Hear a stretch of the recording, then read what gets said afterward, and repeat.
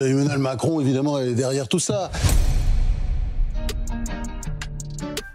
Mousse, est là pour mettre en lumière les mauvaises personnes, les fous. Faites entrer les gros tarés, de savoir elle vous éclabousse. Mousse, mettez-vous à l'aise car là, on va se régaler. Mousse, abonnez-vous et likez si vous avez kiffé. Ouais, c'est Mousse, bienvenue aujourd'hui pour une nouvelle vidéo et j'espère que tout le monde va bien. Messieurs, dames, bienvenue aujourd'hui pour la partie 2 de la série de vidéos sur la chaîne C8. Mardi, dans la première partie, on a parlé de la création de la chaîne et de son ascension. Et aujourd'hui, dans cette deuxième partie, on va parler des complications jusqu'à la disparition. Depuis le non-renouvellement de la fréquence de diffusion de la chaîne C8 sur la TNT, on entend beaucoup de choses. Pour certains, ce serait un acte politique. C'est évidemment une décision politique, c'est une honte. L'Arcom est un peu, comment dire, fait un peu ce que le pouvoir lui dit, d'une manière ou d'une autre. C'est le faux nez de... Oui, bien sûr, et Emmanuel Macron, évidemment, est derrière tout ça. Ou encore, certains voyaient ça comme un attentat à la liberté d'expression. Pas une atteinte, hein, un attentat. C'est un attentat, comme il y en a dans les pays totalitaires, à la liberté d'expression. Je pense que c'est... un événement qui est de la portée du référendum de 2005. Ah ouais, quand même. Alors, est-ce que la suppression de la chaîne C8, c'est un attentat à la liberté d'expression? Est-ce que c'est un acte politique? Ou alors, est-ce qu'il y a une certaine logique derrière tout ça? C'est à ces questions que nous allons tenter de répondre dans cette vidéo. Avant de partir pour cette nouvelle vidéo, c'est le moment de soutenir la chaîne et moi-même en mettant votre plus gros pouce bleu, votre meilleur commentaire. On n'oublie pas de s'abonner et d'activer la cloche pour ne pas rater les prochaines vidéos. On fait de même sur la chaîne secondaire, la chaîne Laurent de la Mousse, où vous avez des vidéos actualités quasi quotidiennes. On me rejoint sur Instagram, sur TikTok, sur Twitch pour ne pas rater les lives du dimanche soir à 21h30. Et maintenant que tout ça est fait, on va chercher à boire à manger, on se met à l'aise. Et moi, je m'occupe du reste.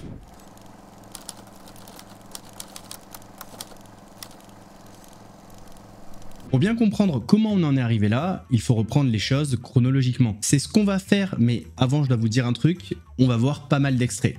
Désolé, on n'a pas le choix. Dans cette vidéo, on va donc parler des raisons qui ont entraîné la chute de la chaîne C8 et même sa disparition. Et si on parle de tout ça, on est forcément obligé de parler de l'Arcom. Alors l'Arcom, c'est quoi? Eh bien, on va tout simplement reprendre la définition du site de l'Arcom. L'Arcom est l'autorité de régulation de la communication audiovisuelle et numérique, née de la fusion du Conseil supérieur de l'audiovisuel, CSA, et de la Haute Autorité de la diffusion des œuvres et la protection des droits sur Internet, Hadopi. L'Arcom est le garant de la liberté de communication et veille à ce que les médias audiovisuels et numériques soient pluralistes et respectueux de toutes et tous. Sa mission? Veiller au respect des règles en matière de protection des mineurs, d'honnêteté et de rigueur dans le traitement de l'info ou encore de représentation de la société.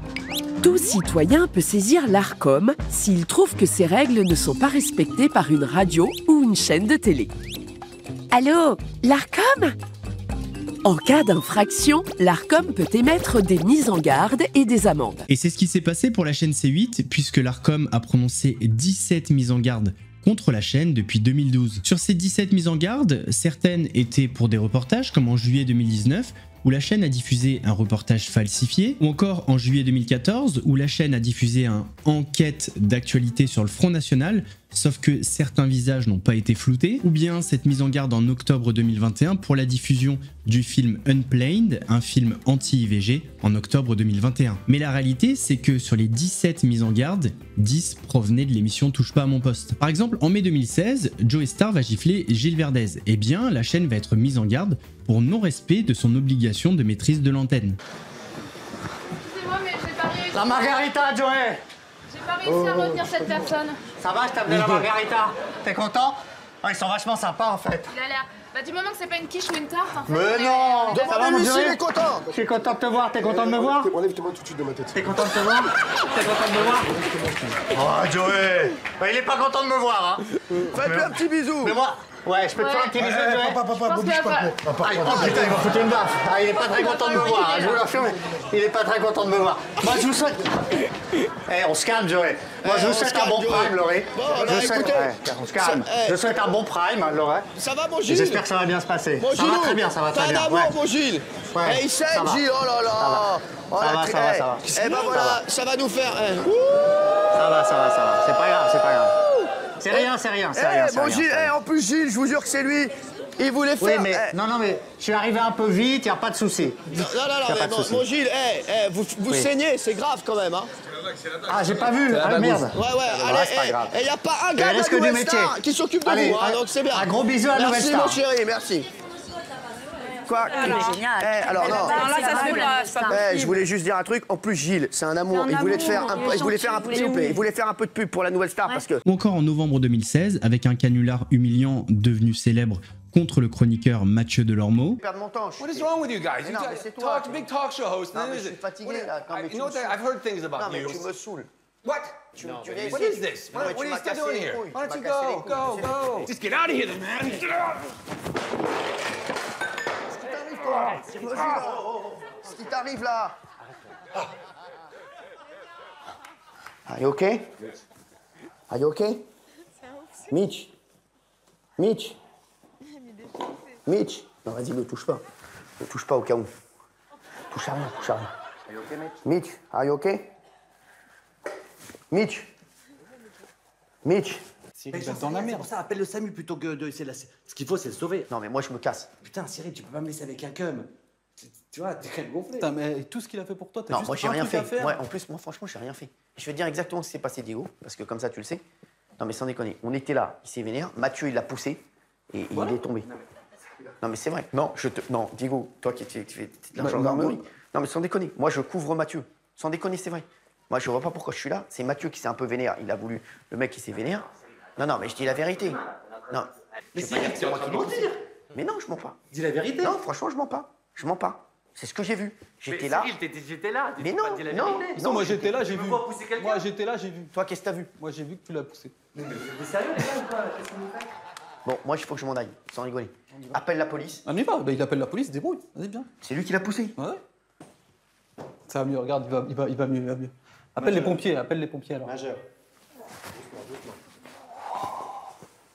Mais si, mais c'est parce que vous me posez plein de questions, madame. Venez, il est pas bien. Doucement. Oui. C'est qu'il va mieux. Oui. Il va mieux. Dis qu'il va mieux.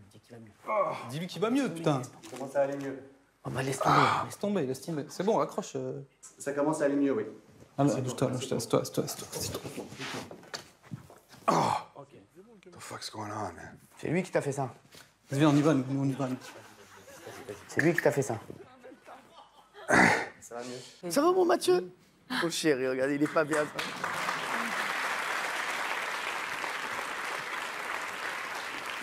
ça. Il m'aime tellement, il était tellement déçu, c'est vrai, mon chéri. Mais non, mais quand on le voit comme ça, mais ça a duré très longtemps. Ouais. Et on a vraiment cru qu'il était mort. Ce canular est devenu célèbre puisque la chaîne C8 a été mise en garde pour son manquement dans la diffusion des images, susceptible d'humilier des personnes. Il faut savoir qu'en 2018, le Conseil d'État a annulé la mise en garde du CSA parce qu'ils ont estimé que le chroniqueur n'avait pas été humilié, et du coup le Conseil d'État a condamné l'autorité de régulation à verser 1,1 million d'euros à C8. En termes de sanctions, il y a 3 niveaux. La mise en garde, la mise en demeure, et ensuite l'amende. On a parlé des 17 mises en garde depuis 2012, mais il faut savoir qu'il y a eu 9 mises en demeure depuis 2013. Et là, parmi les 9 mises en garde depuis 2013, les 9 viennent exclusivement de l'émission Touche pas à mon poste. On avait par exemple, quand en novembre 2016, Jean-Michel Maire embrasse la poitrine d'une invitée sans son consentement. On avait plusieurs mises en demeure pour non-dissimulation des marques de vêtements, ou en mars 2024, lors d'une mise en demeure pour non-respect de l'obligation de retenue dans la diffusion d'images susceptibles d'humilier une personne et le non-respect de l'obligation de maîtrise à l'antenne. Ces mises en demeure font suite à l'interview intrusive d'une candidate de télé-réalité en détresse, Loana. En effet, sur le plateau, Loana témoignait de son viol et elle avait des difficultés dans son élocution et elle expliquait que c'était suite à son traumatisme. Malgré tout ça, les chroniqueurs ont continué à lui poser des questions intrusives, voire certains à se moquer. Mais la mise en demeure la plus célèbre, c'est lorsque Louis Boyard, ancien chroniqueur de Touche pas à mon poste devenu député, a tenté d'exprimer une opinion sur Bolloré. Une séquence devenue culte où le présentateur de Touche pas à mon poste a complètement perdu pied et a insulté le député Louis Boyard. On arrête d'opposer les Français qui sont pauvres et les immigrés. Parce que aujourd'hui en France, vous avez 5 personnes qui possèdent autant que 27 millions de personnes. Et les 5 personnes les plus riches, ce sont les mêmes personnes qui appauvrissent la France et elles appauvrissent l'Afrique. Je vais vous donner l'exemple rien que de Bolloré, qui a déforesté le Cameroun. Tu te rappelles pourquoi je me suis cassé? Tu te rappelles pourquoi je me suis cassé? C'est nous qui on te prenait plus. Non, c'est moi qui vous ai dit, parce que tu étais en train de dire, fais des polémiques. Un jour, vous m'avez appelé, vous m'avez dit, tiens, des propos communautaristes. Moi, je peux le dire, bien sûr que oui. Moi, je t'ai dit ça. Est-ce que moi, je t'ai déjà appelé? Est-ce que moi, je t'ai déjà appelé? Est-ce que je t'ai déjà appelé? Bien sûr que j'ai des messages que tu m'as envoyés. Et je te dis quoi, moi? Je te dis quoi dans les messages? Ton équipe. Lis les messages. Attends, mais t'es en train de te rendre compte de l'embrouille que t'es en train de faire parce que je suis en train de dire que Bolloré a participé mais je fais pas une embrouille. Je te dis, je sais même pas de quoi tu parles et t'es venu ici pour faire le malin. T'es venu ici pour le malin. On parle d'un sujet, d'un bateau. C'est pas bien. Non mais attendez, non mais laissez-le parler, laissez-le parler. Bien sûr que c'est. On parle des migrants, là, ça n'a rien à voir. Ah d'accord. Donc on n'a pas le droit de critiquer Bolloré. Non mais tu sais quoi, Louis, t'es venu ici, t'as voulu faire un coup d'éclat. Mais c'est pas. C'est très bien. Mais c'est toi qui fais un coup d'éclat. T'es en train de dire à un élu de la République. Mais arrête de dire un élu, arrête de te la raconter, élu ou pas élu, je m'en bats les couilles que tu sois élu moi. Mais t'es irresponsable ou quoi? Tu crois que la liberté de la presse, tu vas me parler mal, tu crois que j'ai peur de toi ou quoi? Moi j'ai fait monter Zemmour, il a fait 7%. J'ai reçu plus de gens de la NUPES ici que Zemmour, espèce d'abruti. Les NUPES, je les reçois tout le temps. Si t'es député, c'est grâce à nous aussi. On n'est même pas con. Si t'es député, c'est grâce à nous. Si t'es député, c'est grâce à nous. Mais t'as voté pour moi, toi? Si t'es député, c'est grâce à nous. Demande à Raquel Garrido. Demande à Raquel Garrido. Raquel Garrido, je l'ai tous les jours au téléphone. Vous vous rendez compte qu'on n'a pas le droit de critiquer Bolloré? Mais t'as tous les droits. Va dans une chaîne, va dans un groupe où t'as le plus de liberté qu'ici. T'as même pas de liberté à l'Assemblée nationale. Dès que tu parles, il ferme ta gueule. Allez, tais-toi. Dès que tu parles, il ferme ta gueule. T'es sérieux ou quoi? T'es un irresponsable, Cyril. Et tu fais du mal à la France. Tu fais monter le racisme en France et on n'a même pas le droit de critiquer Bolloré sur ta chaîne. Je suis le premier à défendre le racisme ici. Qui fait des choses? Qu'est-ce que t'as fait pour les gens, toi? Qu'est-ce que t'as fait pour les gens, toi? Qu'est-ce que j'ai fait pour les gens? Tout ce que je fais moi tous les jours. Il y a 200 gamins qui dormaient sous un pont à Ivry. Moi j'ai relogé plein de gens. Qu'est-ce que t'as fait, toi? T'as rien fait à part mettre un costume et faire un brushing. T'étais où sous le pont d'Ivry quand il fallait aider les migrants? Non mais t'es sérieux ou quoi? Ici, tu prenais ton cachet, tu faisais le malin. Mais alors toi tu prends ton cachet tous les jours et t'empêches de critiquer Bolloré. Tu fais ton buzz sur Zemmour, tu fais ton... La chaîne a donc été mise en demeure pour ne pas avoir respecté son obligation d'honnêteté et d'indépendance de l'information. Donc là, sur la chaîne C8, depuis 2012, on était à 17 mises en garde, 9 mises en demeure, et on peut rajouter 10 sanctions pécuniaires depuis 2017. On a par exemple, en juin 2017, une amende de 50 000 € parce que le présentateur de l'émission a posé la main d'une chroniqueuse sur son sexe sans son consentement. On a en juillet 2017 la chaîne qui est condamnée à une amende de 3 millions d'euros pour un canular téléphonique homophobe, pour non-respect du principe de respect de la vie privée, obligation de lutter contre les discriminations. En février 2020, C8 écope d'une amende de 10 000 € pour ne pas avoir respecté le principe de respect de la vie privée concernant Karine Ferry. On vient de voir la séquence du clash avec Louis Boyard qui avait entraîné une mise en demeure, mais ça a également entraîné une sanction financière. La chaîne a obtenu une amende de 3,5 millions d'euros pour ne pas avoir respecté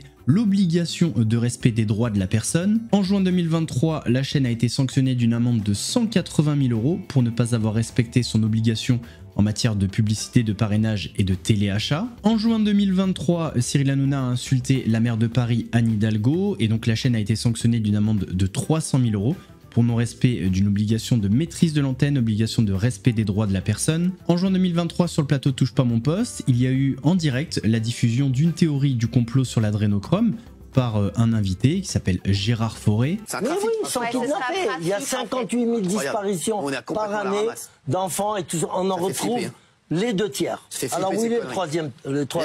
Merci Gérard d'avoir été avec nous. Et en Ukraine, ils partent en Ukraine. Il y a des Roumains qui viennent kidnapper des enfants en Espagne, en Italie. C'est incroyable. Gérard, merci Gérard. Merci Gérard. Vous avez tous peur, c'est croire. Mais non, merci Gérard d'être venu. Merci Gérard. Mais on est abasourdi Gérard, t'as vu ce que tu nous dis? Pardon, on est Macron. Mais regarde Macron, alors Macron. À demain.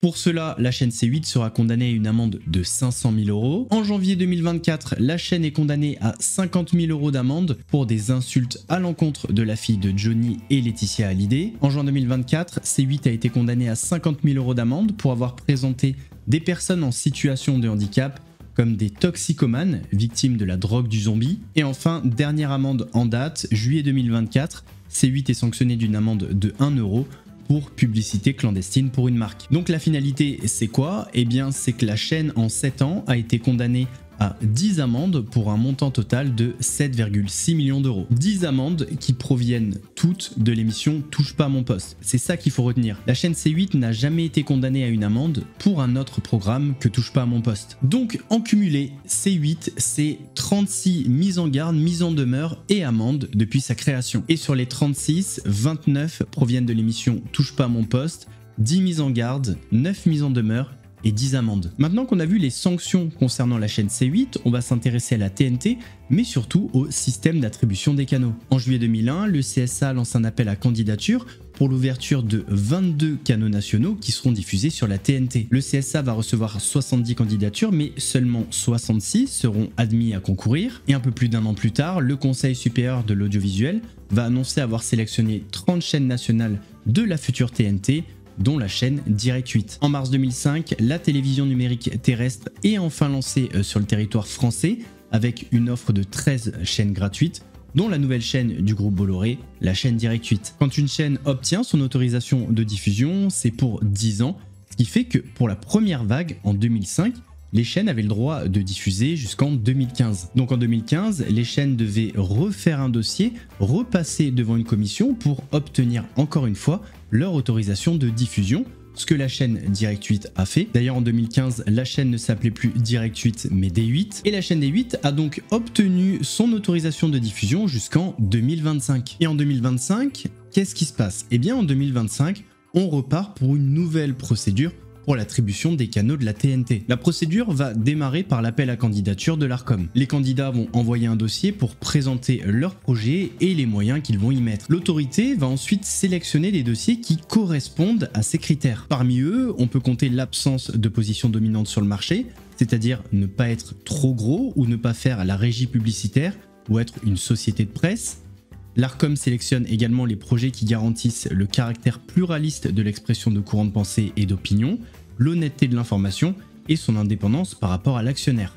Ce qui va rentrer également en jeu, c'est les principes déontologiques, comme par exemple le respect de la dignité humaine, la sauvegarde de l'ordre public, la lutte contre les discriminations, l'honnêteté et l'indépendance de l'information, le respect du droit de la vie privée, la déontologie dans le traitement d'affaires judiciaires. Autrement dit, pour passer la phase de sélection, les chaînes doivent présenter des garanties pour préserver l'indépendance des journalistes, de l'information et le pluralisme des opinions. Une fois la sélection effectuée, l'Arcom va auditionner un par un les différents candidats pour les interroger sur leur projet. Lors de cette audition, l'Arcom a partagé certains doutes concernant la candidature de C8, mais surtout vis-à-vis du projet. La première chose, c'est que pour l'Arcom, le projet C8 est fragile financièrement. La chaîne n'est pas rentable, elle n'a jamais été rentable, ce qui fait qu'elle est dépendante de son actionnaire, Vincent Bolloré. Et en ce sens-là, l'Arcom n'a pas été convaincu concernant l'obligation d'indépendance de l'information de la chaîne C8. La deuxième chose, c'est que la loi impose une diversité des opérateurs.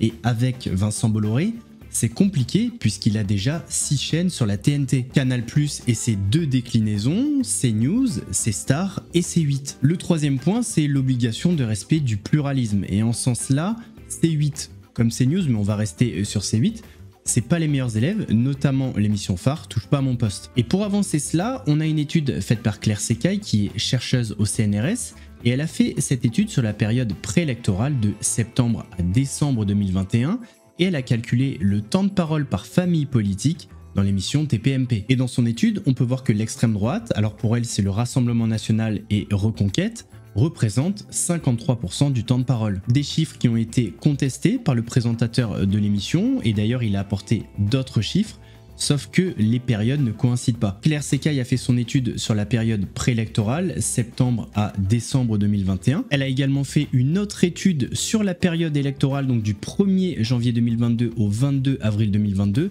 avec des conclusions similaires à la première étude, alors que Cyril Hanouna a pris comme période de référence janvier à novembre 2022, ce qui correspond pas aux périodes électorales. En ce sens-là, et toujours pour parler du pluralisme, on pourrait parler de la mise en garde reçue par C8 en janvier 2024. En effet, Cyril Hanouna avait mis en relation téléphonique des responsables de Reconquête et du Rassemblement national afin de favoriser une négociation politique avant les élections législatives, ce qui constitue pour la chaîne C8 un non-respect de son obligation de respect du pluralisme politique en période électorale. Et le quatrième point qui était assez dérangeant pour l'Arcom, c'était toutes les sanctions reçues par la chaîne C8. Vous êtes une chaîne unique de ce point de vue-là. Merci, monsieur le conseiller. Tout à fait.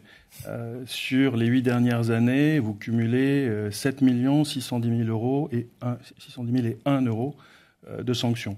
Alors, on peut enlever les sanctions pour publicité clandestine, 200 000 euros, donc il reste toujours 7 410 000 euros et 1 euro. La chaîne d'après la plus sanctionnée, sur la même période, c'est 380 000 euros.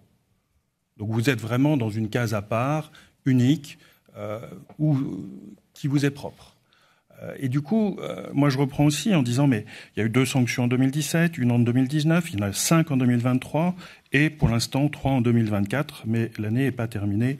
C'est vous qui décidez quelque part quelle sera la suite. Et donc, moi j'ai le souvenir, dans cette salle, vous l'avez dit, vous la connaissez bien, c'est dans cette salle qu'ont lieu les audiences de procédure de sanctions.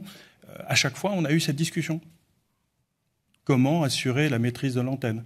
Et à chaque fois, j'ai le souvenir que vous nous avez expliqué que ça ne se reproduirait pas, que vous alliez prendre les dispositions pour que ça ne se reproduise pas. Et ça revient, ça revient, ça revient, ça revient. Et vous recandidatez, et en recandidatant, vous ne dites rien sur le sujet. Dans cette audience ce matin, dans votre propos liminaire, vous ne dites rien sur le sujet. Et donc, ma question est, pourquoi est-ce que ce que nous annonce Franck Apieto est crédible? Pourquoi est-ce qu'on doit croire que tout ce que vous auriez pu faire depuis toutes ces années, que vous n'avez pas fait, vous le ferez? Pourquoi est-ce qu'on doit croire que ce que vous nous annoncez aura l'effet que vous nous annoncez, puisque effectivement, c'est des dérapages majeurs, encore une fois. Pour arriver à cumuler un tel niveau de sanctions où la plupart ont été soumises à contentieux, ont été confirmées, y compris pour celle qui était particulièrement importante de 3 millions d'euros. On est allé jusqu'en Cour européenne des droits de l'homme, elle a été confirmée par la Cour européenne des droits de l'homme. Pourquoi est-ce que demain sera différent d'hier, alors que, encore une fois, vous aviez tous les moyens, vous contrôliez tout, vous êtes l'éditeur, vous êtes en capacité de gérer ces émissions. Pourquoi est-ce que demain serait différent de hier? Pour répondre aux interrogations et aux craintes de l'Arcom, C8 avait décidé de mettre du time delay dans l'émission Touche pas à mon poste, entre 15 et 45 minutes, pour pouvoir prévenir tout incident. Mais apparemment, cette mesure n'a pas vraiment convaincu l'Arcom. Il y a aussi une question qu'il faut se poser, c'est pourquoi la chaîne C8 a été écartée par l'Arcom alors que la chaîne CNews a été retenue, alors que CNews en 2024 a eu autant de mises en demeure et sanctions que la chaîne C8. En effet, en février 2024, Médecins sans frontières avait saisi le Conseil d'État pour que celui-ci apprécie le respect du pluralisme et de l'indépendance de l'information sur la chaîne CNews. Le Conseil d'État ne s'était pas prononcé mais avait enjoint l'Arcom à vérifier le respect de l'indépendance de l'information et du pluralisme sur la chaîne CNews dans un délai de 6 mois. Donc on en revient à cette question, pourquoi C8 et pas CNews? Eh bien il faut savoir que juridiquement, toutes les conditions étaient réunies pour que C8 et CNews soient écartés. Mais il faut savoir que l'Arcom a subi un double chantage parce que le groupe Bolloré avait un moyen de pression. En effet, Vincent Bolloré avait orchestré un chantage économique depuis bien longtemps, depuis 2020 en réalité. En 2020, l'autorisation de diffusion de Canal+ est arrivée à échéance. Et comme je vous l'ai dit, une autorisation de diffusion, c'est sur 10 ans. Mais c'est une négociation, c'est pas obligatoire. Et Canal+, en 2020, ils ont négocié un accord de 5 ans. Alors à l'époque, ça paraissait vraiment bizarre, parce que l'intérêt économique des chaînes, c'est d'avoir une autorisation la plus longue possible. Sauf que c'est là le coup de génie, parce que l'échéance de l'autorisation va s'intercaler entre celle de C8 et celle de CNews, ce qui a permis pendant les auditions de laisser planer l'incertitude concernant Canal+, dont le cinéma français dépend fortement. Et la décision de l'Arcom, en réalité, c'est un compromis. L'Arcom a envoyé un signal au groupe Bolloré en écartant C8, tout en lui permettant de se conformer aux droits, en renouvelant son autorisation de diffusion à la chaîne CNews. Là, je vais vous donner mon avis, mais pour moi, ce qui fait que C8 en a fait les frais à la place de CNews, c'est tout simplement le nombre de sanctions. Entre C8 et CNews, c'est 52 sanctions, mais 36 pour C8. Quand on regarde les choses factuellement, avec les critères de l'Arcom, plus les conditions économiques, plus les sanctions, la mise à l'écart de la chaîne C8, elle est logique. Est-ce que pour autant c'est une bonne décision? Chacun se fera son avis. Personnellement, je trouve que non, parce que je me dis que c'est quand même particulièrement injuste qu'une chaîne disparaisse alors qu'au final, le seul problème, c'était une émission. Mais bon, après, c'est pas moi qui décide, c'est l'Arcom, voilà, il y a des critères, c'est comme ça. Par contre, il y a quelque chose quand même qu'il faut dire, l'Arcom n'a pas décidé de la suppression de la chaîne C8. Elle a effectivement refusé le renouvellement de diffusion sur la TNT, mais techniquement, C8 aurait pu continuer d'exister en devenant une chaîne payante, comme par exemple la chaîne Canal+. Alors oui, je suis d'accord avec vous, c'est quand même beaucoup plus compliqué de fonctionner quand on est une chaîne privée, que quand on a accès à la puissance qu'offre la TNT. Mais l'Arcom n'a pas supprimé C8. L'autre point aussi que je voudrais aborder, c'est la question de la liberté d'expression. Est-ce que supprimer C8, c'est une entrave à la liberté d'expression?